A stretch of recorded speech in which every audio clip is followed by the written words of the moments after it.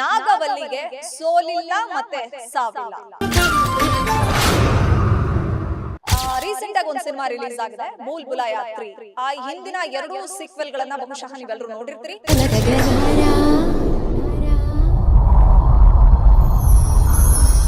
ಆಪ್ತಮಿತ್ರ ಸಿನಿಮಾದಲ್ಲಿ ನಿಮ್ಮೆಲ್ಲರಿಗೂ ಗೊತ್ತಿರೋ ಹಾಗೆ ನಮ್ಮ Vishnudada sir guarantee guarantee guarantee, ಇದು ಗ್ಯಾರಂಟಿ ನ್ಯೂಸ್, ಸುದ್ದಿ ಖಚಿತ, ನ್ಯಾಯ ನಿಶ್ಚಿತ. ನಾನು ವಿಶಾಲಾಕ್ಷಿ. ನಾಗವಲ್ಲಿಗೆ ಸೋಲಿಲ್ಲ ಮತ್ತೆ ಸಾವಿಲ್ಲ.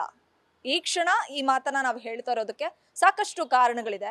ಯಾಕೆ ನಾಗವಲ್ಲಿನ ಮತ್ತೆ ನೆನಪು ಮಾಡ್ಕೊಳ್ತಾ ಇದೀವಿ, ಆಕೆ ಸಾವಿನ ಬಗ್ಗೆ, ಆಕೆಯ ಸೋಲಿಲ್ಲದ ನಾಯಕಿ ಬಗ್ಗೆ ಯಾಕೆ ಈ ಕ್ಷಣ ಮಾತನಾಡ್ತಿದೀವಿ ಅಂತಂದ್ರೆ, ರೀಸೆಂಟ್ ಆಗಿ ಒಂದು ಸಿನಿಮಾ ರಿಲೀಸ್ ಆಗಿದೆ, ಬೂಲ್ ಬುಲಾಯಾ 3. ಆ ಹಿಂದಿನ 2 ಸೀಕ್ವೆಲ್ ಗಳನ್ನ ಬಹುಶಃ ನೀವೆಲ್ಲರೂ ನೋಡಿರ್ತೀರಿ. ಸೊ ನವೆಂಬರ್ 1ನೇ ತಾರೀಕು ಈ ಸಿನಿಮಾ ಬಂತು. ಕಾರ್ತಿಕ್, ಆರ್ಯನ್, ಸಾಕಷ್ಟು ಅತಿ ದೊಡ್ಡ ತಾರಾ ಬಳಗ ಇರತಕ್ಕಂತ ಸಿನಿಮಾ ಇದು. ಈ ಸಿನಿಮಾ ಒಂದೇ ವಾರಕ್ಕೆ ಸುಮಾರು ಬಾಕ್ಸ್ ಆಫೀಸ್ ನಲ್ಲಿ 150 ಕೋಟಿ ಕಲೆಕ್ಷನ್ ಮಾಡಿದೆಯಂತೆ. ಸೊ ಹಿಂದೆ ಒಂದು ಸಿನಿಮಾಗಳು ಗೆದ್ದಾಗ ಒಂದು ಸಾಕಷ್ಟು ಕಾರಣಗಳನ್ನ ಕೊಡ್ತಾ ಇದ್ರು. ಅದರಲ್ಲಿ ಬಹುಮುಖ್ಯವಾಗಿ ಈ ಸಿನಿಮಾದ ಗೆಲುವಿಗೆ ಈ ತಾಯಿ ಅಥವಾ ಈ ದೇವಿ, ಈ ಶಕ್ತಿ ದೇವತೆ, ಇದೊಂದು ಪವರ್ಫುಲ್ ಟೆಂಪಲ್ಗೆ ಹೋಗಿ ಆಶೀರ್ವಾದವನ್ನ ಪಡೆದಿದ್ರು. ಈ ರೀತಿಯ ಕಾರಣಗಳ ಜೊತೆಗೆ ಸಿನಿಮಾ ತಂಡದ ಅಂದ್ರೆ ನಿರ್ದೇಶಕರಿಗೆ ಅಥವಾ ನಟನಟಿಯರಿಗೆ ಅಥವಾ ಟೆಕ್ನಿಷಿಯನ್ಸ್ಗೆ ಸಿನಿಮಾ ಸಂಗೀತ ಚೆನ್ನಾಗಿದ್ರೆ ಅದ್ಭುತವಾದಂಥ ಸಂಗೀತ ಇತ್ತು ಅಂತ, ಅಥವಾ ನಟರ ಅಭಿನಯ ಚೆನ್ನಾಗಿದ್ರೆ ಅಭಿನಯಕ್ಕಾಗಿ ಅಂತ. ಬಟ್ ರೀಸೆಂಟ್ ಟೈಮ್ನಲ್ಲಿ ಸಿನಿಮಾಗಳ ಒಂದು ಗೆಲುವಿಗೆ ಚಿತ್ರತಂಡದ ಒಂದು ಪರಿಶ್ರಮ ಎಷ್ಟು ಮಟ್ಟಿಗಿರುತ್ತೋ, ದೇವರ ಕೃಪಾ ಕಟಾಕ್ಷ ಎಷ್ಟು ಮಟ್ಟಿಗಿರುತ್ತೋ, ಅದೇ ಅಟ್ ದಿ ಸೇಮ್ ಟೈಮ್ ಈ ಒಂದು ನಾಗವಲ್ಲಿಯನ್ನ ಬೇಸ್ಡ್ ಆಗಿ ಇಟ್ಕೊಂಡು ಬಂದಂತಹ ಸಿನಿಮಾಗಳಿಗೆ ಸೊ ದೆವ್ವದ ಶಕ್ತಿ ಕೂಡ ಇರುತ್ತೆ. ಕೆಲವು ಸಿನಿಮಾಗಳ ಗೆಲುವಿಗೆ ದೆವ್ವನೇ ಕಾರಣ ಅನ್ನುವಂಥ ಪರಿಸ್ಥಿತಿ ನಿರ್ಮಾಣವಾಗಿದೆ. ಸೊ ಬೂಲ್ ಬುಲಾಯಾ ಸಿನಿಮಾದ ಬಗ್ಗೆ ಹೊಸದಾಗಿ ಹೇಳ್ಬೇಕಾಗಿಲ್ಲ. ಸೊ ಸಿನಿಮಾ ಅಂದ್ರೆ ಇಂದಿನ 2 ಸೀಕ್ವೆಲ್ಗಳು ದೊಡ್ಡ ಮಟ್ಟದ ಯಶಸ್ಸನ್ನ ಗಳಿಸಿದ್ರಿಂದ, ಸೊ ಅಂಜುಲಿಕಾ ಮತ್ತೆ ಮಂಜುಲಿಕಾ ಪಾತ್ರ ದೊಡ್ಡ ಮಟ್ಟಕ್ಕೆ ಯಶಸ್ಸನ್ನ ಕಂಡಿದ್ರಿಂದ ಆ ಒಂದು ಬಾಲಿವುಡ್ ಅಂಗಳದಲ್ಲಿ. ಸೊ ಹಾಗಾಗಿ ಅಗೈನ್ ಅನೀಶ್ ಬಾಜ್ಮಿ ಅವರು ಸೊ ಬೂಲ್ ಬುಲಾಯಾ 3 ಸಿನಿಮಾವನ್ನ ತಂದಿದ್ದಾರೆ. ಸೊ 150 ಕೋಟಿ ಕಲೆಕ್ಷನ್ ಆಗಿದೆ. ಸೊ ಈ ಒಂದು ನಾಗವಲ್ಲಿ ಬಗ್ಗೆ ಸೋಲಿಲ್ಲ ಸಾವಿಲ್ಲ ಯಾಕೆ ಅನ್ನೋದಕ್ಕೆ ಬೂಲ್ ಬುಲಾಯಾನೇ ಸಾಕ್ಷಿ. ಸೊ ನಾಗವಲ್ಲಿಯ ಮತ್ತೊಂದು ರೂಪಾಂತರವೇ ಅಂದ್ರೆ ಮತ್ತೊಂದು ಪ್ರತಿರೂಪನೇ ಅಂಜುಲಿಕಾ ಮತ್ತೆ ಮಂಜುಲಿಕಾ ಪಾತ್ರ ಅನ್ನುವಂಥದ್ದು ಸಿನಿಮಾ ನೋಡಿದವ್ರಿಗೆ ಎಲ್ರಿಗೂ ಕೂಡ ಗೊತ್ತಾಗಿರುತ್ತೆ. ಸೊ ಬಹುಮುಖ್ಯವಾಗಿ ಈ ಒಂದು ನಾಗವಲ್ಲಿಯ ಪಾತ್ರ ಉಟ್ಕೊಂಡಿದ್ದು 31 ವರ್ಷಗಳ ಹಿಂದೆ. ಫಾಜಿಲ್ ಅಂತ ಡೈರೆಕ್ಟ್ರು ಮಲಯಾಳಂನಲ್ಲಿ ಒಂದು ಅದ್ಭುತವಾದಂಥ ಸಿನಿಮಾ ಬಂದಿತ್ತು. ಆ ಸಿನಿಮಾದ ಹೆಸರನ್ನ ಮೆನ್ಷನ್ ಮಾಡೋದಾದ್ರೆ ಮಣಿಚಿತ್ರತಾಳ್ ಸಿನಿಮಾ. ಸೊ ಆ ಸಿನಿಮಾ ಅವತ್ತಿಗೆ 31 ವರ್ಷಗಳಿಂದ ದೊಡ್ಡ ಮಟ್ಟದ ಯಶಸ್ಸನ್ನ ಕಂಡಂತ ಸಿನಿಮಾ. ಮೇಲ್ನೋಟಕ್ಕೆ ಹಾರರ್ ಜಾನರ್ ಇದ್ರೂ ಕೂಡ ಸೊ ಇದೊಂದು ಸೈಕಲಾಜಿಕಲ್ ಥ್ರಿಲ್ಲರ್ ಸಿನಿಮಾ ಅನ್ನುವಂಥದ್ದು ಸಿನಿಮಾ ಪ್ರೇಮಿಗಳಿಗೆ ಗೊತ್ತಾಗಿರುತ್ತೆ. ಅಲ್ಲಿ ಯಾವಾಗ ಆ ಸಿನಿಮಾ ದೊಡ್ಡ ಮಟ್ಟಕ್ಕೆ ಯಶಸ್ಸನ್ನ ಗಳಿಸ್ತೋ, ಬಹುಮುಖ್ಯವಾಗಿ ನಾನು ನಾಗವಲ್ಲಿಯ ಪಾತ್ರ ಅಂದ್ರೆ ಮತ್ತೆ ಗಂಗಾ ಮತ್ತೆ ನಾಗವಲ್ಲಿಯ ಪಾತ್ರವನ್ನ ಪ್ಲೇ ಮಾಡಿದಂತ ಮೇಡಮ್ ಶೋಭನ್ ಅವರ ಬಗ್ಗೆ ಹೇಳಲೇಬೇಕು, ನಾಯಕಿ ಬಗ್ಗೆ. ಸೊ ರಾಷ್ಟ್ರ ಮಟ್ಟದ ಪ್ರಶಸ್ತಿಯನ್ನ ಮುಡಿಗೇರಿಸಿಕೊಂಡಿದ್ದು ದ್ವಿಪಾತ್ರವನ್ನ ಮಾಡಿ. ಯಾವಾಗ ಮಲಯಾಳಂನಲ್ಲಿ ಆ ಸಿನಿಮಾ ದೊಡ್ಡ ಮಟ್ಟಕ್ಕೆ ಗೆಲುವನ್ನ ಸಾಧಿಸುತ್ತೋ, ಸೊ ನಿರ್ದೇಶಕರಾಗಿರ್ತಕ್ಕಂಥ ವಾಸು ಅವರು, ನಿಮ್ಮೆಲ್ರಿಗೂ ಗೊತ್ತೇ ಇದೆ ಪಿ ವಾಸು ಸರ್ ಬಗ್ಗೆ. 3 ದಶಕಗಳ ಕಾಲ ಕನ್ನಡ, ತೆಲುಗು, ತಮಿಳ್, ಮಲಯಾಳಂ ಹೀಗೆ ಪಂಚಭಾಷಾ ನಿರ್ದೇಶಕರಾಗಿ ಸಾಕಷ್ಟು ಬ್ಲಾಕ್ ಬಸ್ಟರ್ ಹಿಟ್ ಸಿನಿಮಾಗಳನ್ನ ಕೊಟ್ಟಿದ್ದಾರೆ.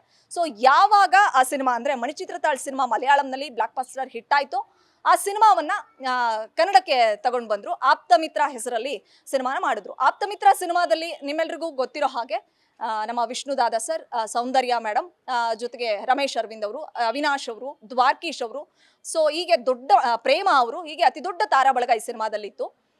ಅದಕ್ಕೂ ಮುಂಚೆ, ಈ ಸಿನಿಮಾದ ಬಗ್ಗೆ ಮಾತಾಡೋದಕ್ಕೂ ಮುಂಚೆ, ಆಪ್ತಮಿತ್ರ ಸಿನಿಮಾಗೂ ಮೊದಲೇ ಯಾವುದೋ ಒಂದಿಷ್ಟು ವೈಯಕ್ತಿಕ ಕಾರಣಗಳು, ಮನಸ್ತಾಪ ಇದ್ದಿದ್ರಿಂದ ದ್ವಾರ್ಕೀಶ್ ಅವರು ಜೊತೆಗೆ ವಿಷ್ಣುದಾದ ಅವರು ಇಬ್ರು ಕೂಡ ವೈಮನಸ್ಸಿಂದ ಇಬ್ರು ಬೇರೆ ಬೇರೆ ಆಗಿದ್ರು. ಸೊ ಆಪ್ತಮಿತ್ರ ಕತೆ ಮಾಡೋದಕ್ಕೆ ಹೊರಟಾಗ ಪಿ ವಾಸು ಸರ್ ಜೊತೆಗೆ ದ್ವಾರ್ಕೀಶ್ ಅವರು ವಿಷ್ಣುದಾದನ ಅಪ್ರೋಚ್ ಮಾಡ್ತಾರೆ. ಸೊ ಗೆಳೆಯ ದ್ವಾರ್ಕೀಶ್ಗೋಸ್ಕರ ಆ ಸಿನಿಮಾವನ್ನ ಒಪ್ಕೊಂಡ್ರು. ಅಲ್ಲಿವರೆಗೂ ಕೂಡ ಸಾಕಷ್ಟು ಫ್ಲಾಪ್ ಸಿನಿಮಾಗಳನ್ನ ಕೊಟ್ಟಿದ್ರು, ಆರ್ಥಿಕವಾಗಿ ಸಂಕಷ್ಟದಲ್ಲಿದ್ರು, ಮನೆ ಮಠ ಮಾರ್ಕೊಂಡಿದ್ರು. ಸೊ ಅಗೈನ್ ಅವರು ಮತ್ತೆ ಫಾರ್ಮಿಗೆ ಬರೋದಕ್ಕೆ, ಸೂಪರ್ ಸಕ್ಸಸ್ ಅನ್ನ ಕೊಡ್ಲಿಕ್ಕೆ ಅಥವಾ ಕಳ್ಕೊಂಡಿದ್ದಂತ ಎಲ್ಲಾ ಆಸ್ತಿ ಪಾಸ್ತಿನ ಮತ್ತೆ ಅವರು ಗಳಿಸ್ಕೊಳ್ಳೋದಕ್ಕೆ ಕಾರಣ ಆಗಿದ್ದು ಆಪ್ತಮಿತ್ರ ಸಿನಿಮಾ. ಸಾಕಷ್ಟು ಬಾರಿ ದ್ವಾರ್ಕೇಶ್ ಅವರು ಈ ಮಾತನ್ನ ಹೇಳಿದ್ರು, ನನ್ನನ್ನ ಮತ್ತೆ ಅಂದ್ರೆ ಪ್ರಪಾತಕ್ಕೆ ಬಿದ್ದಿದ್ದ ನನ್ನನ್ನ ಮತ್ತೆ ಎದ್ದು ನಿಲ್ಲುವಂತೆ ಮಾಡಿದ್ದು ನಮ್ಮ ವಿಷ್ಣುಜಿ ಅನ್ನುವಂಥ ಮಾತುಗಳನ್ನ ಸಾಕಷ್ಟು ಬಾರಿ ಹೇಳಿದ್ರು. ನಾನು ಗೆಳೆಯ ದ್ವಾರ್ಕೇಶ್ ಅವ್ರಿಗೋಸ್ಕರನೇ ಆಪ್ತಮಿತ್ರ ಸಿನಿಮಾ ಮಾಡಿದ್ದು ಅಂತ ಹೇಳಿದ್ರು. ದ್ವಿಪಾತ್ರದಲ್ಲಿ ನಮ್ಮ ವಿಷ್ಣುದಾದ ಅವರು ಮಿಂಚಿದ್ದು ನಿಮಗೆ ಗೊತ್ತಿದೆ. ಡಾಕ್ಟರ್ ವಿಜಯ್ ಮತ್ತೆ ವಿಜಯ ರಾಜೇಂದ್ರ ಬಹದ್ದೂರ್ ಪಾತ್ರ. ಇನ್ನು ಗಂಗಾ ಮತ್ತೆ ನಾಗವಲ್ಲಿ ಪಾತ್ರದಲ್ಲಿ ಸೌಂದರ್ಯ ಅವರು ಮಿಂಚಿದ್ದು ನಿಮ್ಮೆಲ್ರಿಗೂ ಗೊತ್ತು. ಇವತ್ತಿಗೂ ಕೂಡ ಸೌಂದರ್ಯ ಸಾವಿಗೆ ನಾಗವಲ್ಲಿನೇ ಕಾರಣ ಅನ್ನುವಂಥದ್ದು ಸಾಕಷ್ಟು ಕಡೆ ಕೇಳಿ ಬರ್ತಾ ಇದೆ.